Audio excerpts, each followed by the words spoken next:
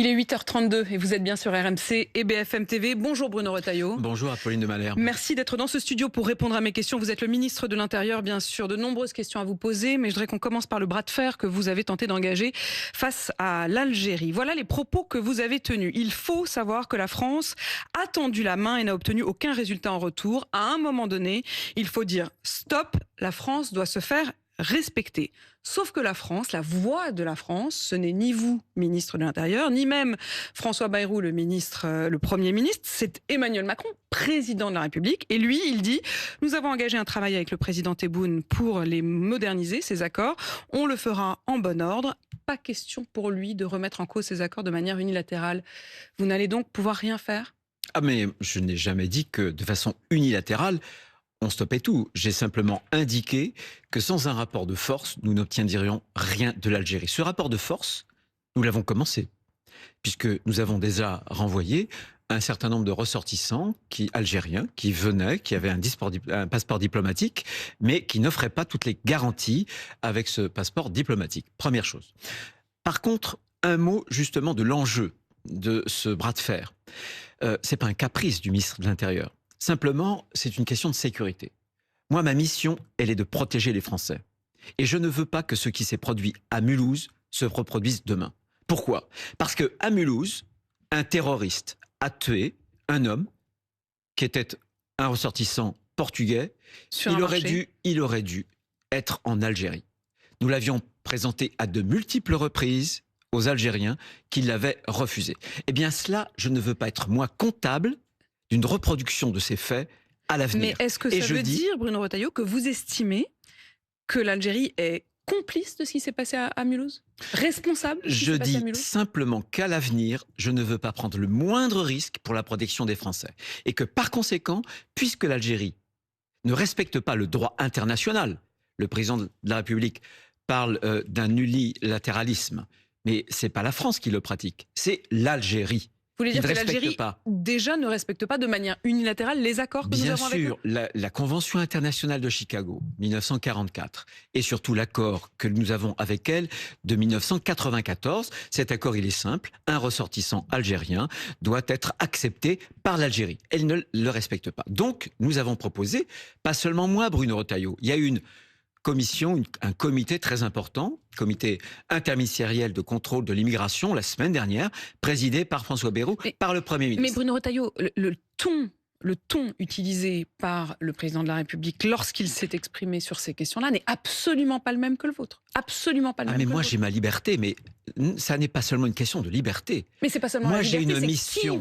Qui va porter la voix de la France en Algérie ? J'ai une mission. Eh bien, nous avons, avec le Premier ministre et donc le gouvernement, cette ligne de fermeté qui était la mienne depuis des mois, des semaines, mais des mois aussi, elle est désormais partagée par le gouvernement. Oui, par le gouvernement, et donc, nous allons... Mais j'entends bien, pas par la présidence. Nous allons et nous avons adopté une riposte graduée. Ça commence par des mesures individuelles, ça pourrait se terminer par la remise en cause de nos accords, l'accord de 2007 pour les diplomates qui se passent de visa, par exemple, pour ceux qui ont des passeports diplomatiques, ils n'ont pas besoin de visa, on pourrait le remettre en cause jusqu'aux accords de 68.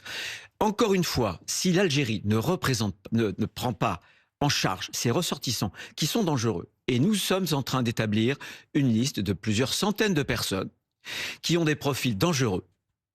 Plusieurs centaines de personnes aujourd'hui sur le territoire français ? Bien sûr.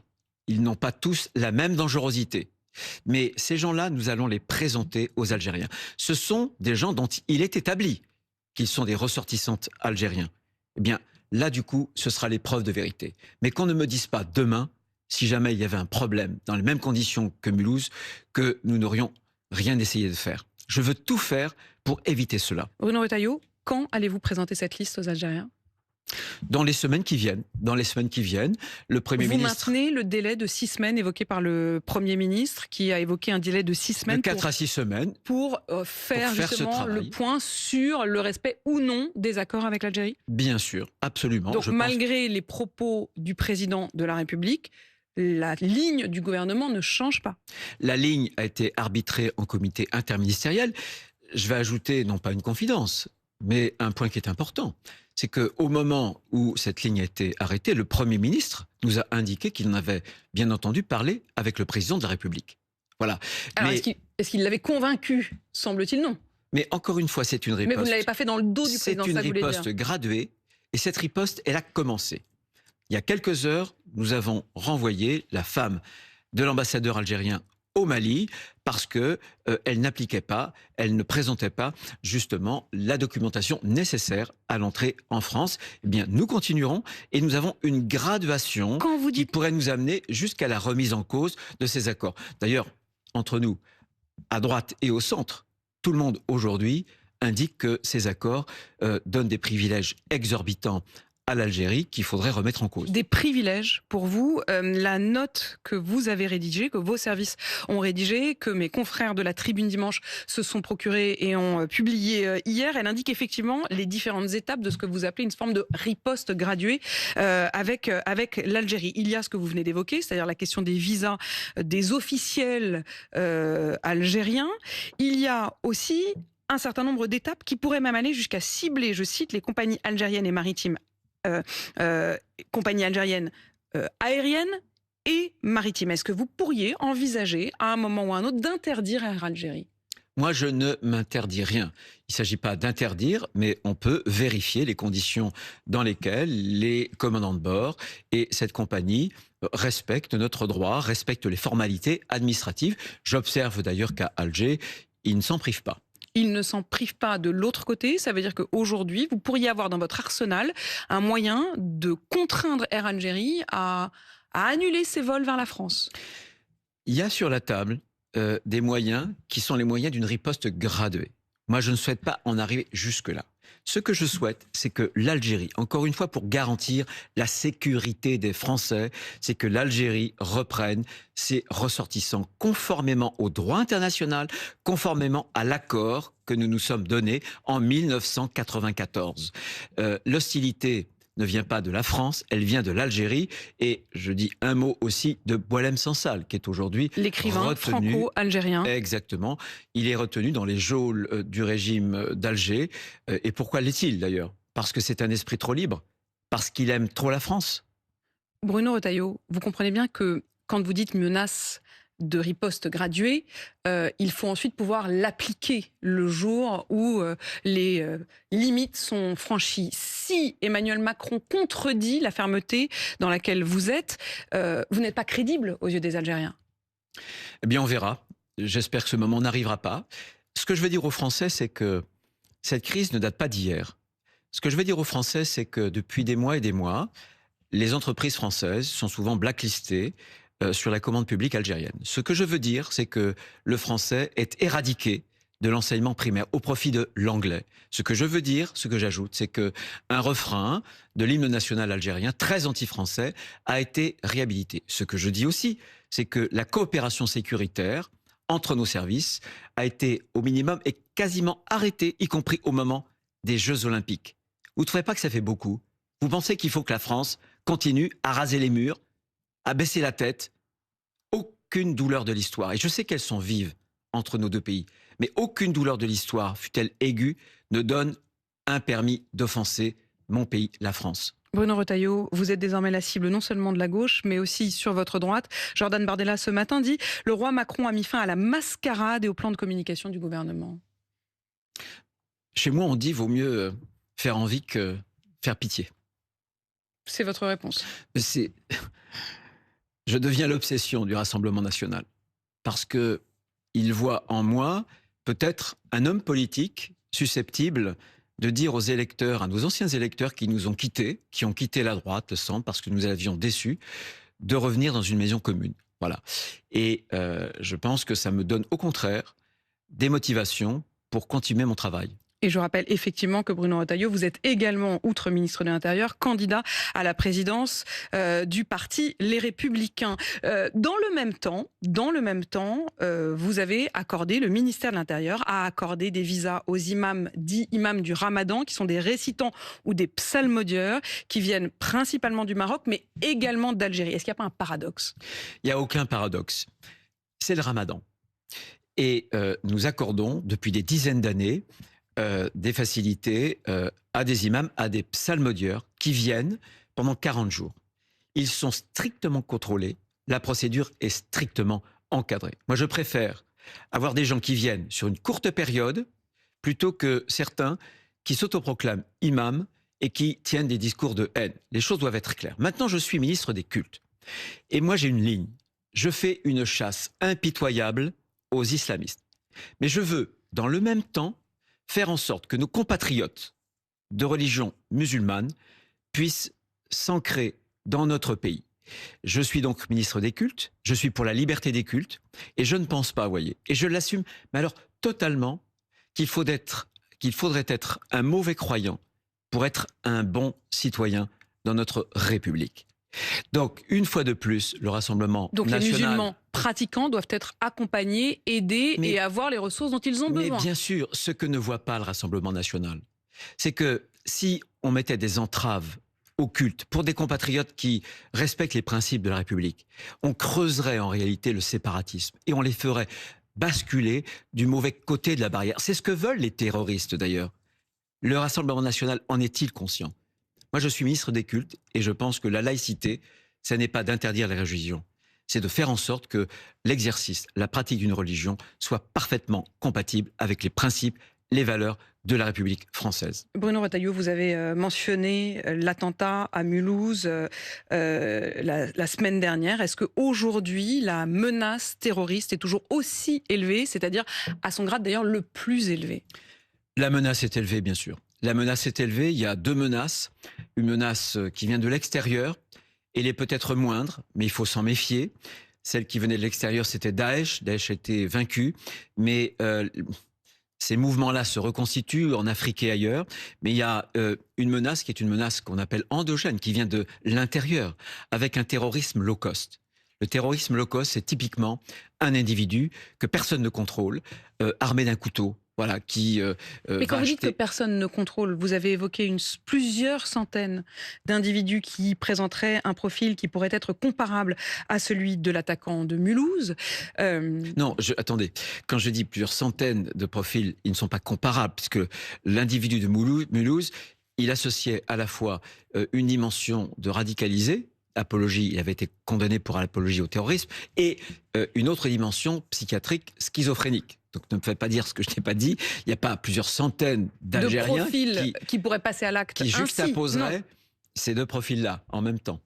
Au moment où on se parle, vous évoquez tout de même plusieurs centaines d'individus qui présentent un danger. Bien sûr, parce qu'ils ont commis des troubles à l'ordre public ou parce qu'ils figurent dans notre fichier des radicalisés pour terrorisme. C'est la raison pour laquelle ce bras de fer avec l'Algérie, il est fondamental. Vous savez, la question des OQTF, pourquoi est-ce qu'on n'arrive pas à exécuter les obligations de quitter le territoire français ?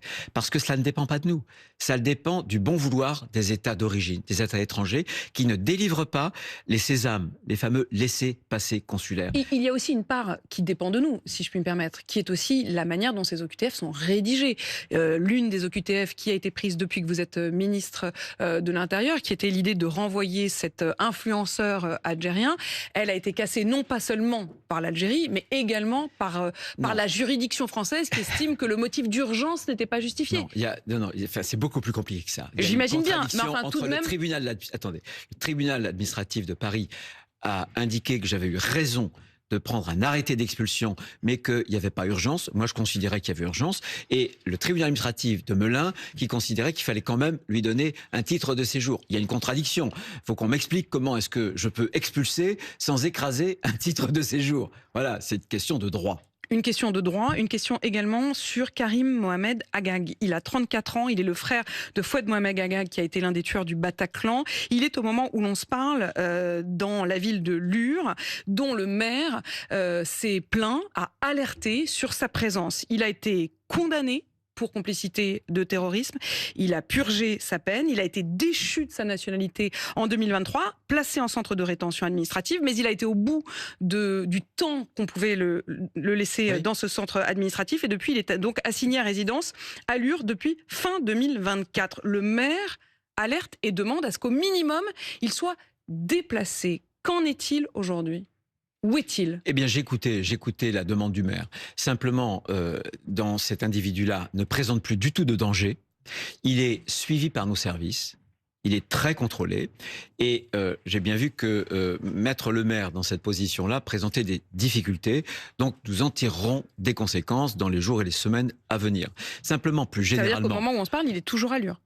Je ne répondrai pas à cette question. Simplement, ce que je veux vous dire, c'est qu'il nous manque dans notre arsenal juridique ce qu'on appelle des peines de rétention de sûreté. Parce que pour les uns ou les autres, ils vont en prison, ils vont ensuite à leur sortie de prison, on les enferme, on les retient dans des centres de rétention administrative, et au moment où ils sont libérés, on n'a plus qu'une seule solution: les assigner à résidence, les faire pointer à un commissariat. Et moi, je voudrais que pour les individus les plus dangereux, on ait une peine de rétention de sûreté où ils puissent être enfermés tant qu'on n'arrive pas à les éloigner du sol français. Bruno Retailleau, la crise internationale pose une question qui se lance dans le débat, qui est la question de notre dissuasion nucléaire, la dissuasion nucléaire française. Pas question, dit Emmanuel Macron, de partager la décision sur la dissuasion nucléaire. Est-ce que vous estimez que c'est un risque? Est-ce qu'il faut partager la dissuasion nucléaire au minimum en étant une sorte de parapluie pour nos voisins? Comment vous voyez l'usage de la dissuasion nucléaire française? Je la vois sur 3 points, pour être très précis, parce que c'est une question extrêmement lourde qui va devoir être traitée dans les mois et les années à venir.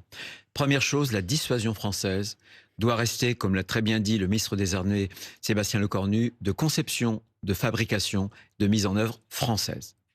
Deuxième élément, une telle décision, le feu nucléaire, c'est l'arme absolue, donc elle ne peut pas se partager.